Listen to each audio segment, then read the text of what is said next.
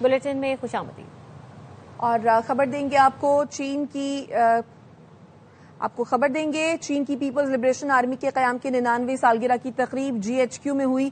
पाकिस्तान में चीन के सफ़ीर जान जायडोंग ने बतौर मेहमान खुसूसी शिरकत की। चीन के डिफेंस अताशी, चीनी सफारत खाने के हुकाम और पाकिस्तान की तीनों मुसल्लह फौज के अलस्करी हुकाम शरीक हुए। ISPR के मुताबिक आर्मी चीफ और chief of defence forces field marshal Asim Munir ने मेहमानों का पुरतपाक खैर मकदम किया। पीपल्स लिबरेशन आर्मी को सालगिरह पर मुबारकबाद पेश की। चीन के दिफा, कौमी तरक्की और बैनुल-अक़वामी अमन सलामती के लिए पीपल्स लिबरेशन आर्मी की शानदार खिदमात को खराज तहसीन पेश किया। फील्ड मार्शल ने कहा, दोनों ममालिक के दरमियान दोस्ती मुनफरिद नौइयत की है जो वक्त की हर कसौटी पर पूरी उतरने वाली है। ये दोस्ती बदलते हुए इलाकाई और आलमी चैलेंजेस के बावजूद हमेशा मुस्तहकम रही है। पाक अफवाज और पीपल्स लिबरेशन आर्मी बाहमी एतमाद, गैर मुतज़लज़ल हिमायत, इलाकाई अमनो इस्तेहकाम और स्ट्रेटेजिक मफादात के तहफ़्फ़ुज़ के लिए मुश्तरका अज़्म के बंधन में बंधे हुए सच्चे शराकतदार हैं। चीनी सफ़ीर ने यादगार तकरीब के इनेकाद पर फील्ड मार्शल का शुक्रिया अदा किया। दहशतगर्दी के खिलाफ जंग में पाक अफवाज की नुमाया खिदमत और कुर्बानियों का एतराफ़ किया। पाकिस्तान के लिए चीन की गैर मुतज़लज़ल हिमायत और हर मौसम की स्ट्रेटेजिक ताउन पर मबनी शराकतदारी को मज़ीद मुस्तहकम करने के पुख्ता अज़्म का अदा किया। हुकूमत और पीपल्स पार्टी के दरमियान आज़ाद कश्मीर इलेक्शन से मुतालिक मुज़ाकरात के 3 दौर बेनतीजा रहे। हुकूमत ने मुशावरत के लिए मोहलत मांगी। पीपल्स पार्टी ने हुकूमत को मुशावरत के लिए मोहलत देने से मुआज़रत की। पीपी ज़राए का कहना है, हुकूमत मुज़ाकरात में संजीदा नहीं है। हुकूमत मुज़ाकरात के नाम पर वक्त हासिल करना चाहती है। पीपल्स पार्टी गैर संजीदा हुकूमती रवैये पर मुज़ाकरात खत्म कर सकती है। हुकूमत को इलेक्शन में धांधली के सबूत फराहम कर दिए हैं। पीपी धांधली से मुतालिक तहफ़्फ़ुज़ात से 1 इंच पीछे नहीं हटेगी। मुज़ाकरात की नाकामी की जिम्मेदार हुकूमत होगी। पीपल्स पार्टी ने मीरपुर डिवीजन में दोबारा इंतखाबात का मुतालबा रखा है। वज़ीर आज़म फॉर्म 47 का है तो सदर मुमलिकत ने जो वोट लिए वो किस फॉर्म के थे? राना सनाउल्लाह ने मुजफ्फराबाद जलसे में पीपी चेयरमैन से पूछ लिया। वज़ीर दाखिला को भी जवाब दिया। कहा, अगर ये सिस्टम फेल हो गया है तो बताएं उन्होंने 30 साल का सफर 3 साल में कैसे कर लिया। वज़ीर आज़म 18 घंटे काम कर रहा है, मुल्क डिफॉल्ट से बचा। आज दुनिया पाकिस्तान के साथ खड़ी है।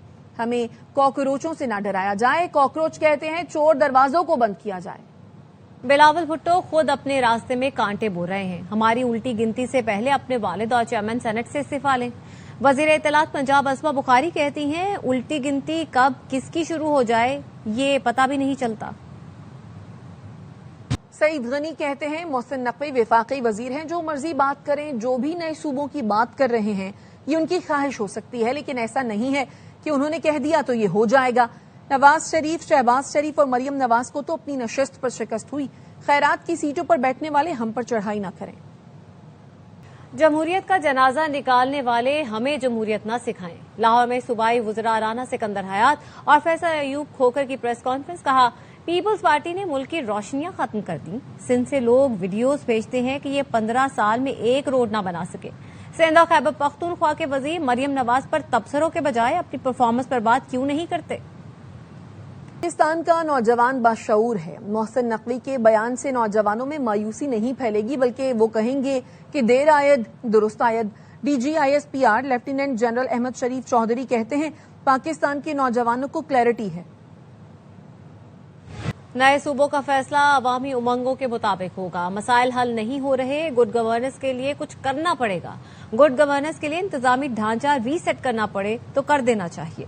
DG ISPR lieutenant general Ahmad शरीफ चौधरी की न्यूज कॉन्फ्रेंस। बोले, 1972 में आबादी 7 करोड़ और 4 सूबे थे। आज आबादी 25 करोड़ हो चुकी, सूबे वही 4 हैं। इंतजामी यूनिट्स बनाना ख्वाहिश नहीं रही, बल्कि पाकिस्तान चलाने के लिए मजबूरी बन गई है। MQM के रहनुमा वफाकी वजीर मुस्तफा कमाल कहते हैं, 1951 में मुल्क की आबादी 3 करोड़ 70 लाख थी तो पाकिस्तान के 4 सूबे थे। आज 25 करोड़ हो गई है, तब भी 4 सूबे हैं। पाकिस्तान में एडमिनिस्ट्रेटिव बुनियादों पर नए एडमिनिस्ट्रेटिव यूनिट्स की जरूरत है। हम तो बहुत पहले से कह रहे हैं, अब ये हमारी ख्वाहिश नहीं है, पाकिस्तान चलाने की मजबूरी है। जहां जहां इस हवाले से आवाज उठेगी हम उसकी तायीद करेंगे। जब 3 करोड़ 70 लाख की आबादी थी तो पाकिस्तान में 4 सूबे थे। आज 25 करोड़ की आबादी है तो पाकिस्तान में वही 4 सूबे हैं। दुनिया के 10 बड़े मुमालिक जिनकी आबादी हमसे कम है, انہوں نے 38 صوبے بنائے ہیں. آج ہمارا جو پنجاب ہے وہ دنیا کے 182 ملکوں سے بڑا ہے. آج ہمارا جو سندھ ہے کی آبادی دنیا کے 172 ممالک سے بڑی ہے. ہمارا جو خیبر پختونخوا ہے کی آبادی دنیا کے 165 ممالک سے بڑی ہے. اور آج جو بلوچستان ہے وہ دنیا کے 180 ممالک سے بڑا ہے رقبے کے حوالے سے. وزیر داخلہ نے بھی اعتراف کر لیا، فارم 47 کی بنیاد پر مسلط ہونے والے ناکام ہو گئے. امیر جماعت اسلامی حافظ نعیم الرحمان کہتے ہیں نااہل لوگ مسائل حل کرنے کی صلاحیت نہیں رکھتے. انتظامی یونٹ پر پہلے بھی بحث ہو چکی ہے. یہ کام کروانا ہے تو ایک فون زرداری صاحب اور ایک فون شہباز شریف کو کرے.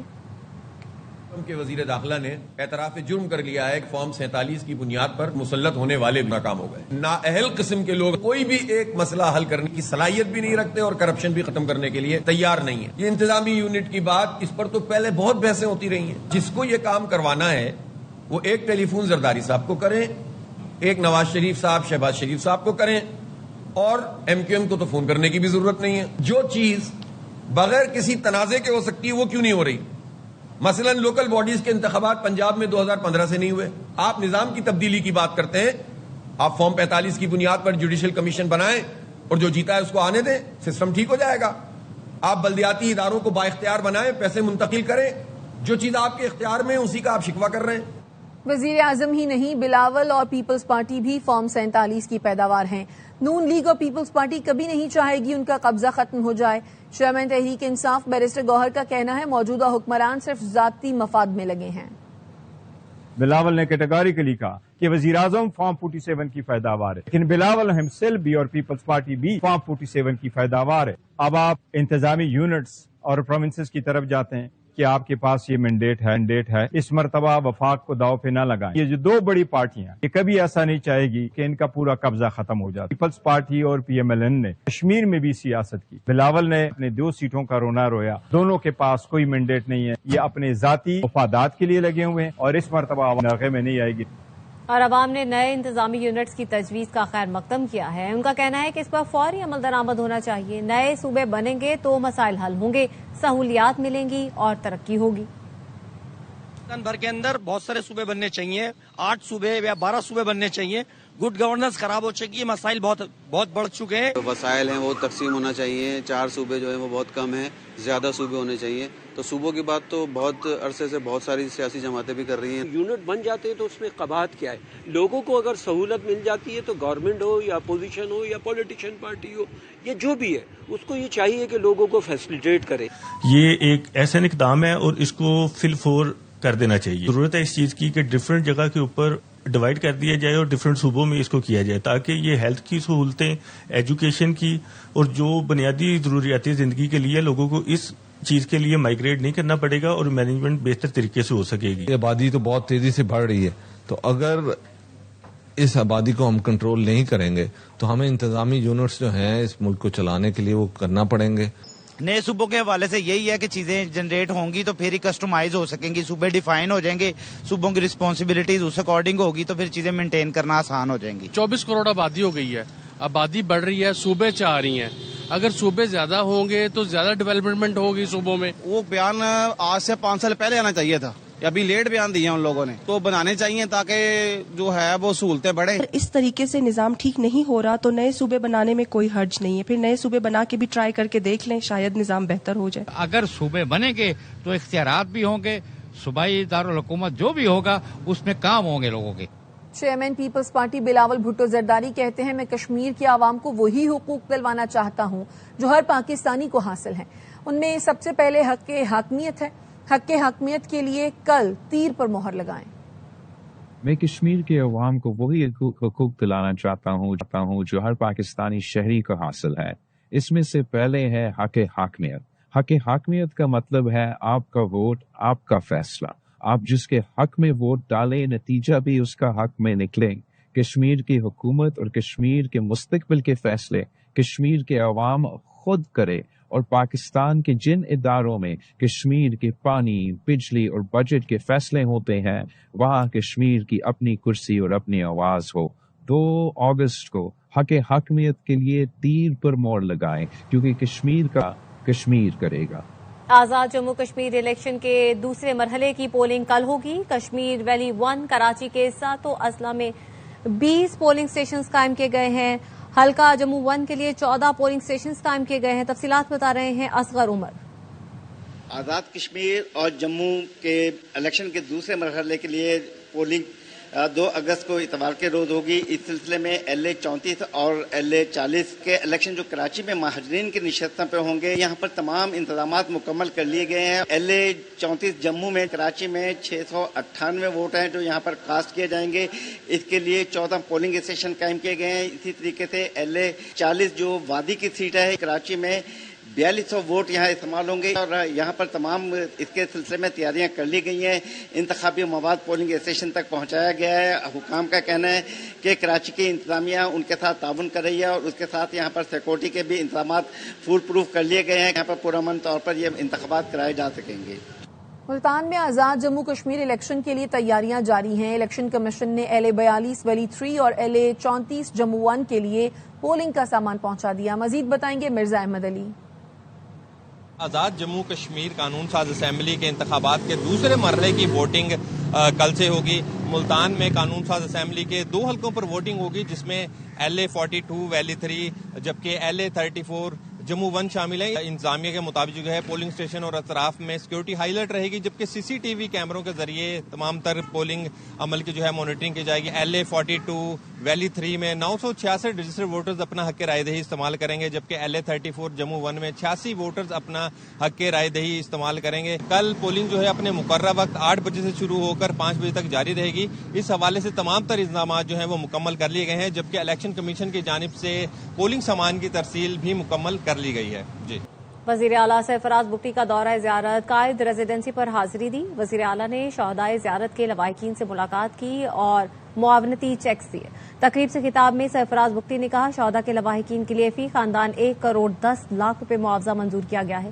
فنڈ جاری کر دیے گئے ہیں. وطن عزیز کے لیے شہداء کی لازوال قربانیاں ہمیشہ یاد رکھی جائیں گی. حکومت بلوچستان شہداء کے لواحقین کو کسی بھی صورت کبھی تنہا نہیں چھوڑے گی. سانحہ زیارت کے ذمہ داروں اور غفلت کے مرتکب افراد کے خلاف بلا امتیاز کارروائی ہوگی. اسلام آباد ایکسپریس وے کی خستہ حال سروس روڈ کی بحالی کے لیے کام شروع کر دیا گیا. وزیر داخلہ محسن نقوی نے ترقیاتی کاموں کا جائزہ لیا. منصوبے کو 1 سال کی بجائے چند ماہ میں مکمل کرنے کی ہدایت کی. وزیر داخلہ کو بتایا گیا فیض آباد سے کورال چوک تک 8.25 کلومیٹر طویل منصوبہ 6 رویہ سڑک، 1 انڈر پاس اور فلائی اوور پر مشتمل ہوگا. محسن نقوی نے واضح کیا رفتار، معیار اور شفافیت پر کوئی سمجھوتہ نہیں کیا جائے گا.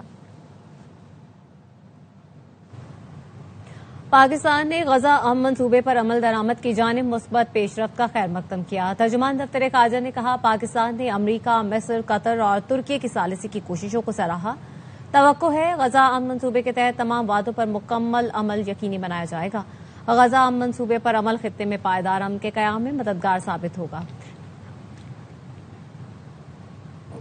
ARY films, Salman Iqbal films اور بگ بینگ فلمز کی پیشکش آگ لگے بستی میں کی دھوم.